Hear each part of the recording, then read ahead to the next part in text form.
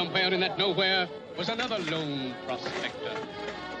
The gold rush is not merely a thing of the past. The poor man's dream of making a fortune, immortalized in Chaplin's films, continue to inspire directors like Idrissa Ouedraogo to this day.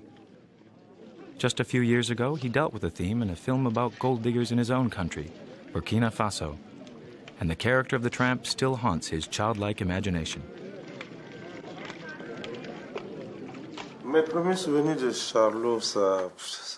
My first memories of the tramp go back a long way.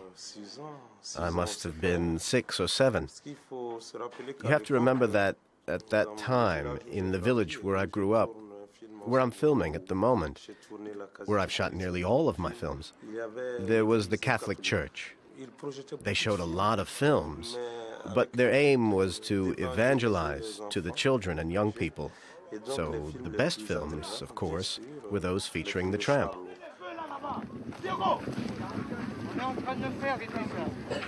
When you destroy, I want to be It's 3rd November 2002, and the Idrissa Ouedraogo is filming his 8th feature film in the countryside around his native town, Wayigoya. Meanwhile, the children of Wayigoya are, in their turn, discovering the gold rush. It's the first time in their lives they've seen the character of the tramp, and his effect is miraculous.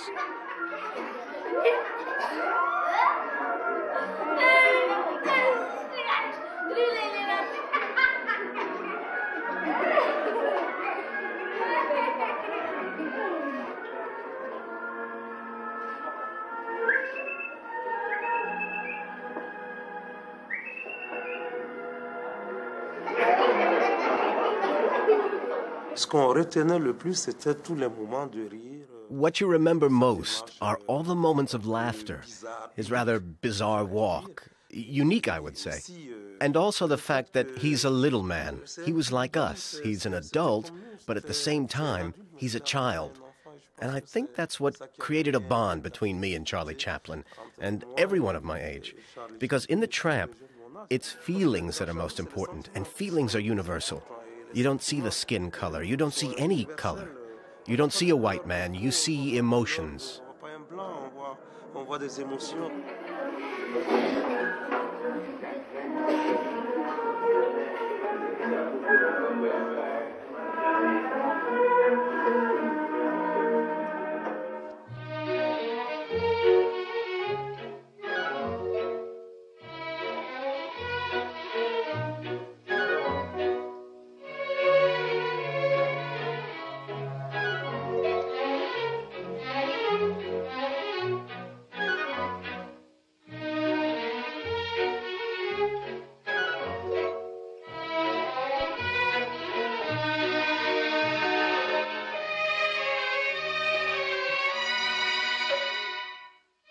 The idea for this scene came to Chaplin after he read a tragic article about the 19th century convoy of immigrants. These unfortunate people, led by one George Donner, found themselves cut off by snow in the Sierra Nevada, level with Lake Tahoe. The only way they could survive was by eating their dogs, their cowhides, and their moccasins before starting on the flesh of their dead companions. Turning this tragic cannibalistic event into comedy, Chaplin used it as the basis for the famous chicken scene in The Gold Rush.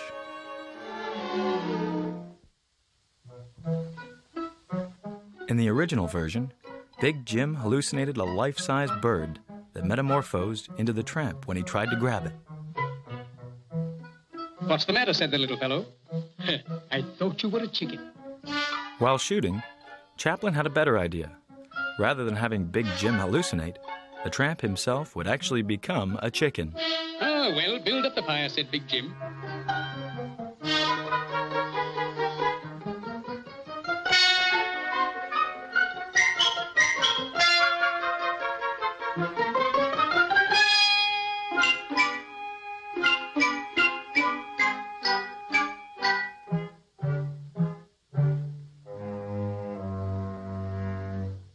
What's the matter with you, said the little fellow. Come, my pretty bird, said Big Jim. Don't be childish.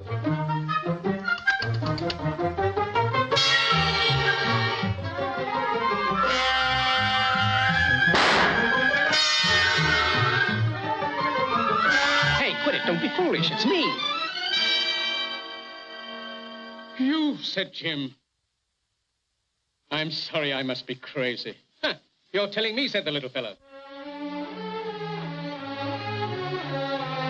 There now, you go inside and I'll take the gun in case you lose it.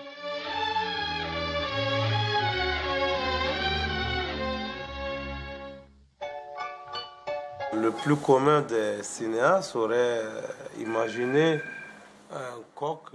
More ordinary cinematographers would have used a life-size chicken, of the type we're used to seeing all the time.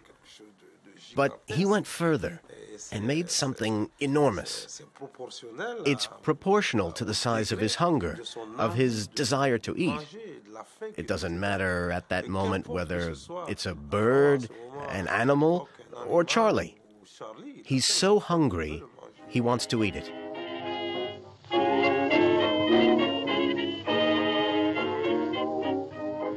At first, a film technician wore the bird costume, but Chaplin wasn't satisfied with his performance, and the crossfadings with the little man weren't working. So, to make the match perfectly, he donned the bird costume himself. Suddenly, the chicken was walking like the tramp. Big Jim's hunger and confusion were so great that, in an elaborate scene, he pursued Chaplin into the snow, gun in hand. Although Chaplin did film these shots, only those which were filmed in the hut and its immediate vicinity were kept in the final edit. A man who can laugh at himself delivers all men from the burden of their vanity, wrote Elie Faure, the poet, about Chaplin in 1922. Just think, he makes people laugh about hunger, even hunger. Having gone hungry in his childhood, Chaplin found in hunger a rich source of jokes, right from the start of his career.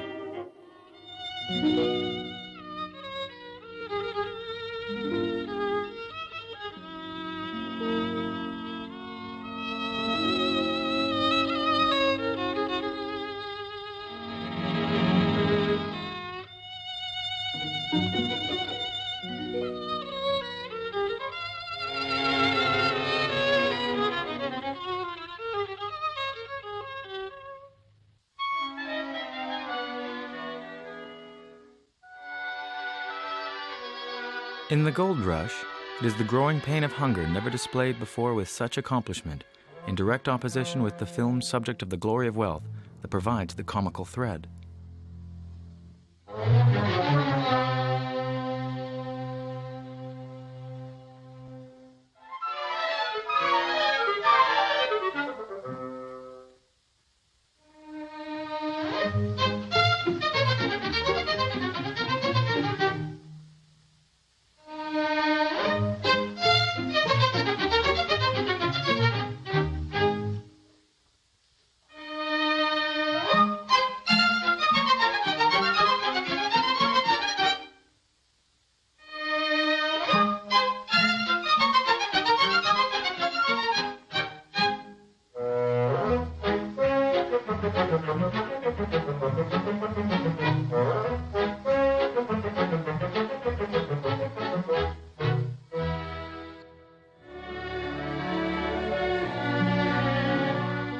The idea for The Gold Rush came into being one Sunday in October 1923, when Chaplin was visiting his friends Douglas Fairbanks and Mary Pickford. You know, he found that story at Pick Fair. Yes, I gave Douglas one of these stereoscopic cards, you know. They were three-dimensional. Douglas had a whole library of them, and he stayed the whole afternoon. And that is where, what was called the Klondike, what was it called? Oh, the Gold Rush. The Gold Rush.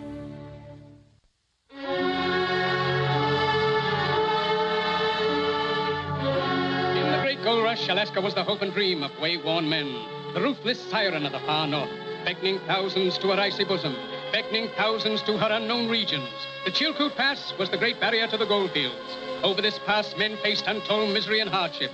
Many lost their lives, some fell exhausted wayside, others lost courage and turned back, but the brave went on. Chaplin had started filming in the studio in February 1924, but he decided to film the opening scenes on location in the Sierra Nevada. near to the very place where George Donner's immigrants had had their tragic adventure. Like that early convoy, Chaplin came up against the mountain with its snow, wind, and icy cold. For the scene, they dug a 700-meter-long path at an altitude of 3,300 meters along a natural formation known as the Sugar Bowl. On 10th April, 1924, 600 people, mostly tramps recruited in Sacramento, the nearest town, climbed up the famous snowy pass in front of Chaplin's cameras. The group also comprised members of the film crew who weren't busy, and the film's leading actress, Lita Grey. A lot of snow, very deep snow, and we all had very heavy fur coats and 2 or 3 thicknesses of clothing, and it was cold. And there again, many retakes. We thought we'd never get off that location. 3 years earlier, in The Kid, Lita Grey had played an angel in the unforgettable dream scene. She returned to her normal life, but the experience had left its mark. I went back to school after I finished The Kid contract. And I was bragging to Myrna about having worked for Charlie and what a marvelous man he was and so forth and so on. And she was intrigued. She wanted to meet him. So I said, well, we'd go to the studio and watch him work one day, which we did. And as soon as Charlie came out to greet us, he said, you're just in time because I've been testing brunettes for a part in the Gold Rush, this film that I'm going to make. So he did another film test on me and decided that I would be right for the part. It very quickly became clear that the continuous blizzards, freezing cold, and impossibility of getting even snow cover were hampering the shooting. It was decided to return to the studio and shoot the rest of the Sierra scenes there.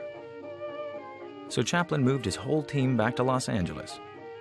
On 2nd May 1924, everyone was back at the studio, ready to start filming again.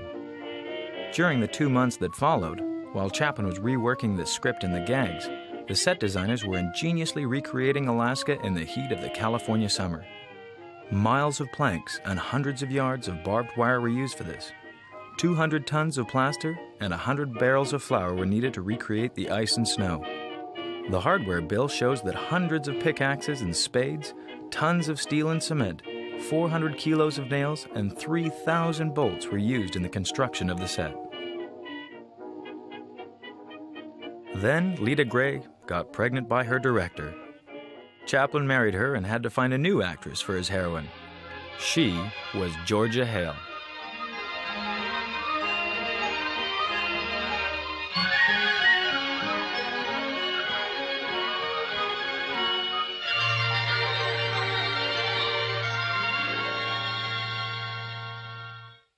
He could make anyone do a scene. He did it, he felt it. He really did it himself. He acted himself. He acted the scene out for you, including every flicker of the eye.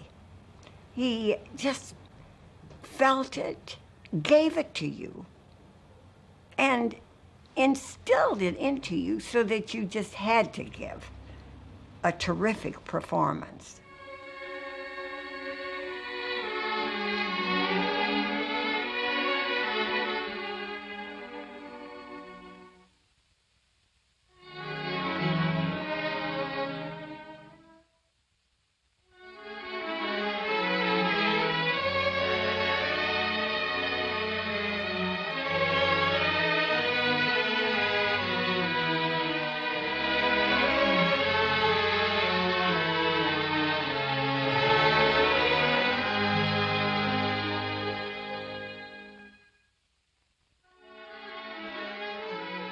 I didn't want him to kiss me. The scene called for him to take me in his arms and give me a good big kiss.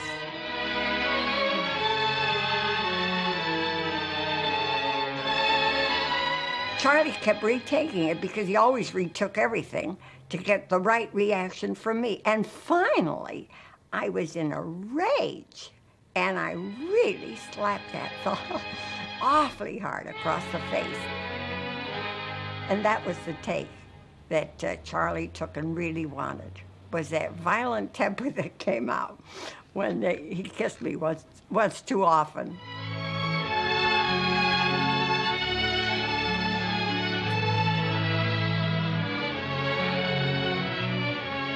Pardon me, said the reporter, but who's the lady?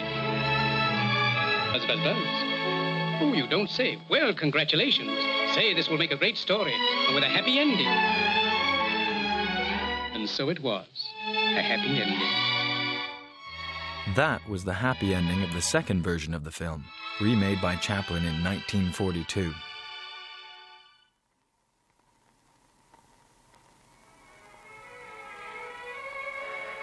But in the silent version that was released in 1925, the scene went further, and the happy ending was even more explicit.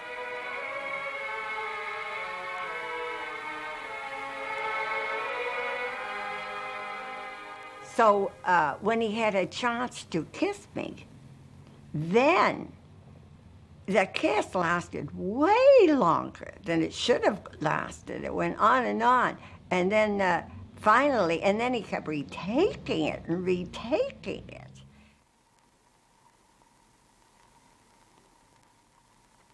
Then I was quite sure that his feeling for me was more than just a director for a leading lady. And of course, I knew what my feeling was all my life.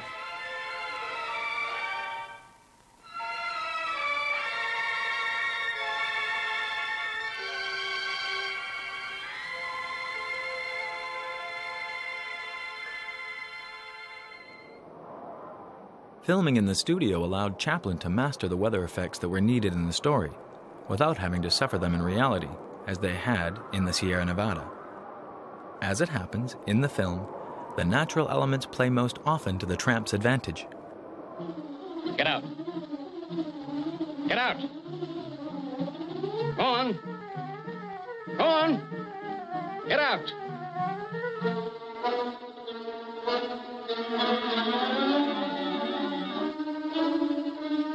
Get out. And the wind also was giving Big Jim his troubles.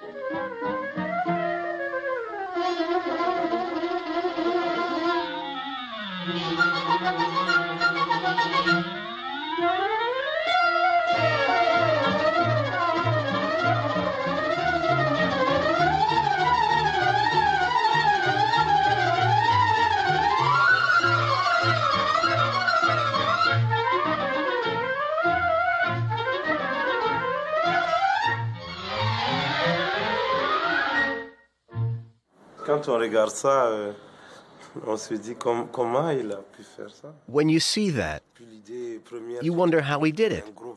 At first you think, it must be a big wind machine at the door.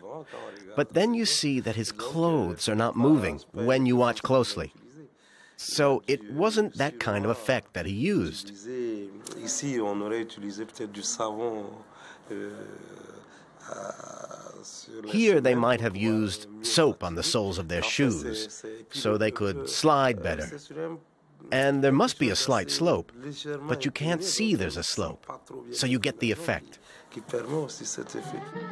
Go on. Get out.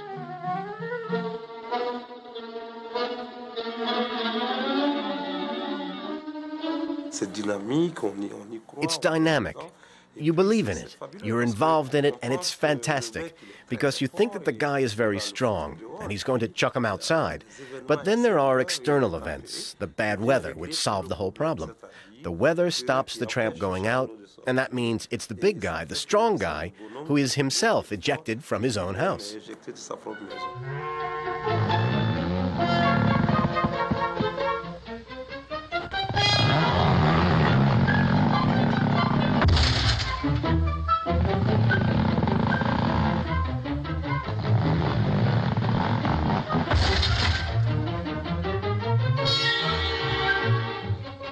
Something must be missing underneath, said the little fellow. I'll go outside and see what it is. In this sequence, Chaplin was working with a scaled-down model. He had to make sure that he passed from the miniature to the full-sized hut without any disruption to the rhythm. The perfect synchronicity of the movements and the skill of the technicians make the transitions almost imperceptible.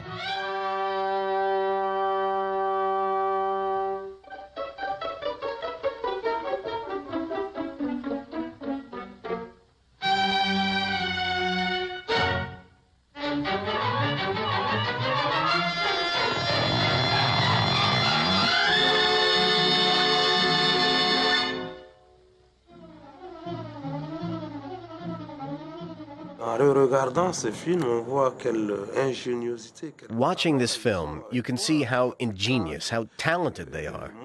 What do they have? There's no modern stuff like computers, but they managed to do extraordinarily fantastic things. There was real thought going into the cinema then, whereas today, movies have become a mere combination of money and very expensive special effects. It's true that it's no longer within the reach of the poor, in quotation marks. And the poor should watch these films that we all love so much and that still exist today as an extraordinary reference, and be reminded that cinema today is within everyone's reach.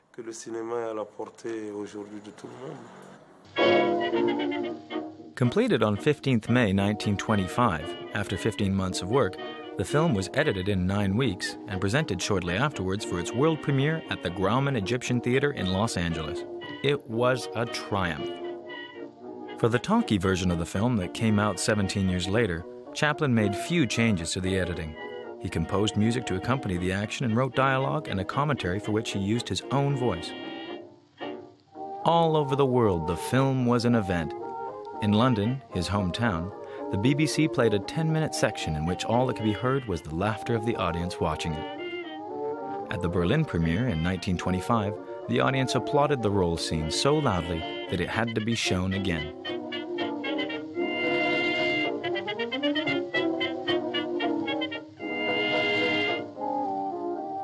The truly ultimate scene, an instance of pure ingenuity, owed nothing whatsoever to big movie budgets. It was replayed by Chaplin the following year to the camera of his friend Ralph Barton. But Chaplin was not the first to bring it to the screen. The idea, which Fatty Arbuckle borrowed and filmed in 1917, came when he and Chaplin were working together at Mack Sennett's.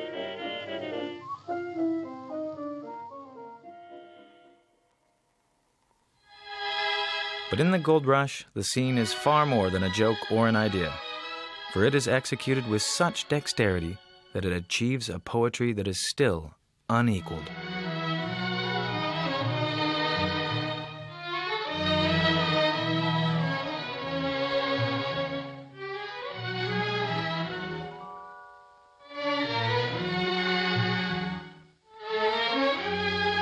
And there was Georgia caressing him with her smiles and tender glances. And the girls called for a speech. But he was too happy to speak. All that mattered was Georgia was there. Georgia.